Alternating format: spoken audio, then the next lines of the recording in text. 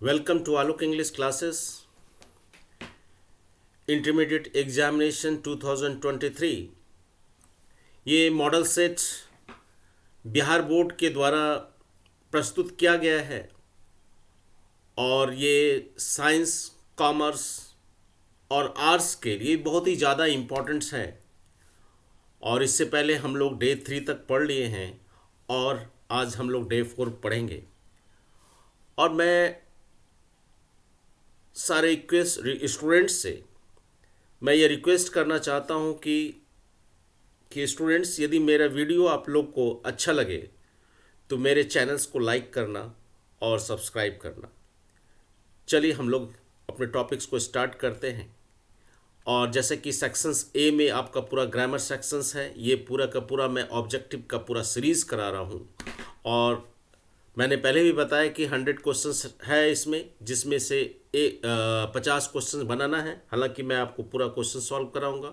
और जो चलिए यहाँ पे देखते हैं कि 47 में हम लोग देखते हैं क्वेश्चंस क्या कह रहा है। ये रहा आपके स्क्रीन पे, he dash to Agra tomorrow. अब देखो यहाँ पे टुमारो शब्द आ गया, याद रखेगा जब टुमारो शब्द आ जाता है तो वो क्या होगा, फ्यूचर्स का बोध कराएगा। जब फ्यूचर्स का बोध कराएगा तो इसके साथ हम लोग जो है शैल या विल का प्रयोग करेंगे। आपको पता है कि हमने बताया था कि आई और वी के साथ हम लोग शैल का प्रयोग करते हैं और बाकी के साथ हम लोग विल का प्रयोग करेंगे। लेकिन किसी किसी कंडीशन में यदि आई जो किसी को धमकी देता है, यदि फर्स्ट पर्सन किसी को धमकी देगा तो उसके साथ विल का प्रयोग हो जाता है। जैसे मैं तुम्हें मार दूंगा, आई विल किल यू। तो यहाँ पे already he see it name के साथ जो है हम लोग विल का प्रयोग करेंगे। तो he dash to Agra tomorrow, यानी वह कल आगरा जाएगा। तो यहाँ पे ऑप्शन नंबर ए है, विल के बाद भी वन का प्रयोग करें तो will go to Agra. Next question हम लोग देखें इस रहा स्क्रीन पे, आई लाइक चाइनीज फूड। मैं चाइनीज फूड पसंद करता हूँ। Dash my husband doesn't like it all at all. यहाँ पे एट ऑल होगा बिल्कुल, यानी कि मेरे हस्बैंड इसे बिल्कुल ही पसंद नहीं करते। लेकिन मेरे हस्बैंड इसे बिल्कुल ही पसंद नहीं करते। आपको यदि sentence grammatical point of views यदि आपको सपोज करो कि कुछ समझ में नहीं आए तो आप हिंदीकरण करना, हिंदीकरण में आपको जो सूटेबल हो जाएगा तो आपको उसमें कर देना। आई like Chinese food but my husband doesn't like it at all. लेकिन मेरे हस्बैंड इसे पसंद नहीं करते हैं बिल्कुल ही।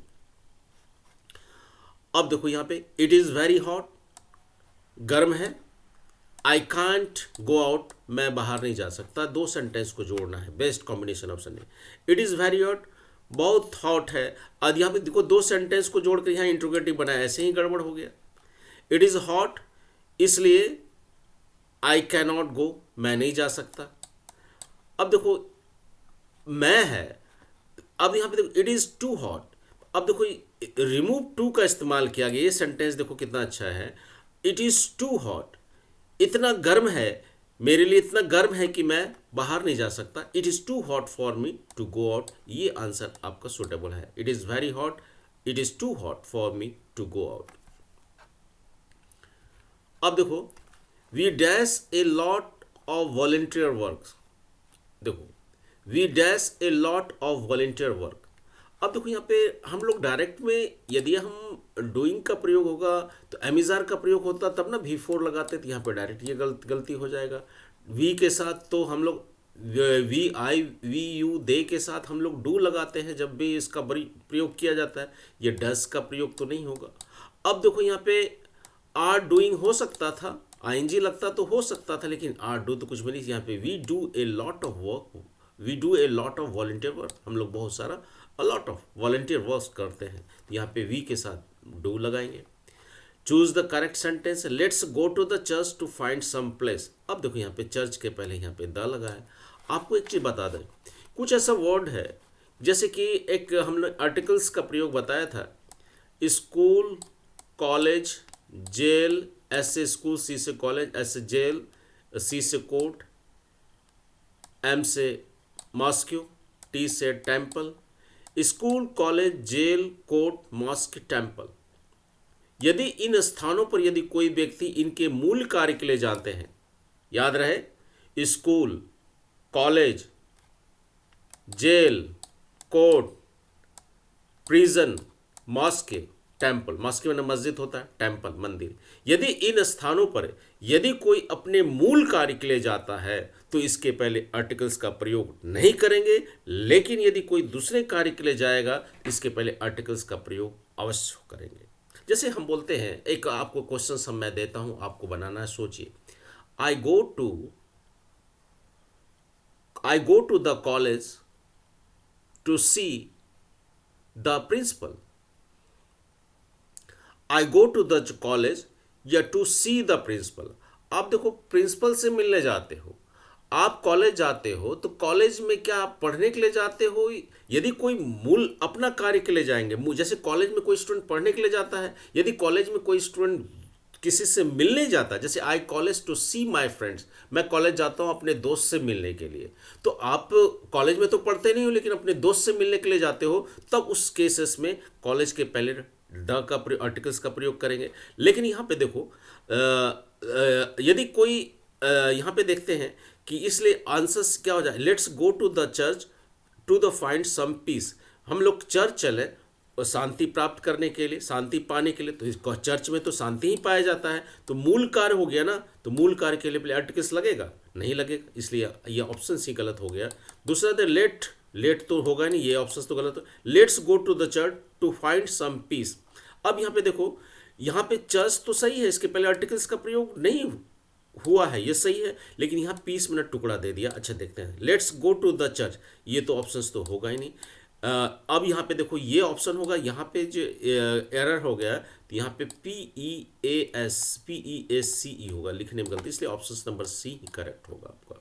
Let's go to the church to find some peace. आ रहा है समझ में? याद रखिएगा कि everybody dash living now, everybody dash living now. देखो, ये इंडेफिनिट प्रोनाउंस होता है। आपको बताया था कि एवरीबडी, एवरीवन, याद रखना, everybody, everyone, somebody, someone, nobody, no one, anybody, anyone, ये सजीव इंडेफिनिट प्रोनाउन होते हैं। एवरीबडी, एक फिर से बोलो, everybody, everyone, somebody, someone, nobody, no one, anybody, anyone, ये सजीव इंडेफिनिट प्रोनाउंस होते हैं। और एक 4 निर्जीव इंडेफिनिट प्रोनाउन होता है, एवरीथिंग, समथिंग, नथिंग, एनीथिंग। यदि ये सब्जेक्ट के रूप में रहेगा, हम आपको ग्रामर बता देते हैं, यदि ये सब्जेक्ट के रूप में प्रयोग होगा, इसके साथ वर्ब हर हालत में सिंगुलर होगा, तो इसलिए ऑप्शंस में चूज करो। यहाँ पे देखो, इज होगा।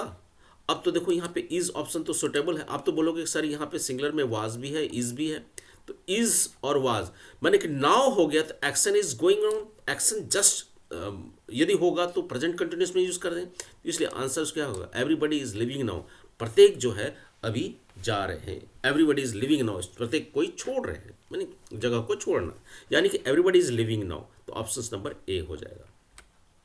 What type of sentence is this? How surprising.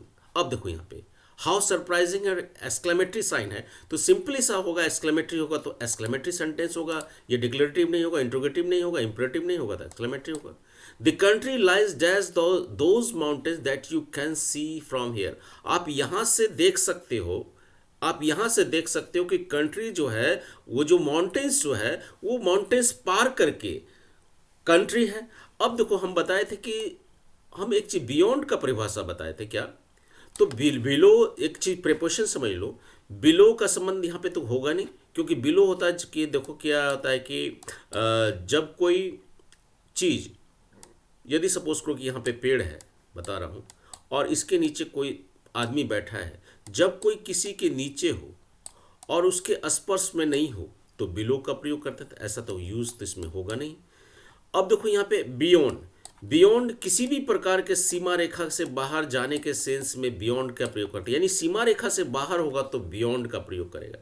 Beneath बताए थे, जब कोई किसी के नीचे होता है और उसके स्पर्श में होता है तो बेनेथ का प्रयोग करते हैं, तो यहाँ पे बेनेथ का भी प्रयोग नहीं होगा। अगेंस्ट मन होता है कि the ladder is against the wall, तो दीवार के सहारे